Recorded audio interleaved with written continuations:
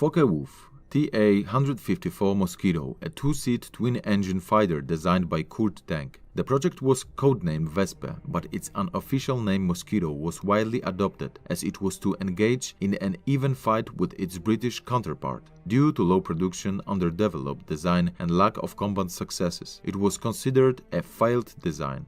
The combat used by the British of a new high-performance, the Havilland Mosquito aircraft, made entirely of wood, surprised the Germans so much that it contributed to the formation of a true mosquito phobia in the latter. They worked feverishly on a remedy. In this situation, the well-known aircraft construction Kurt Tank appeared, proposing to use the concepts used in the enemy aircraft. It mainly concerned the design of a wooden structure covered with plywood, saving the scarce duralumin in the production of new aircraft. The success of the FW-190 processor's production concept in a dispersed network of plants with no experience in the aviation industry was also important. For the production of a large number of wooden elements of the structure, it was possible to use, among others, plants producing furniture sofa.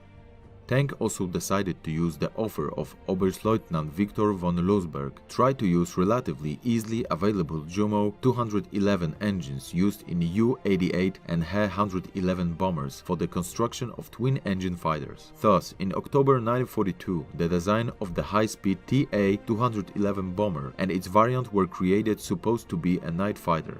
At the end of 1942, Erhard Misch suggested abandoning the bomb version and concentrating only on creating a night fighter equipped with radar and Jumo 211 engines and newly constructed for Jumo 213 fighters. 152, 153 or 154. Eventually, Kurt Tank chose the name T-854 Wesp.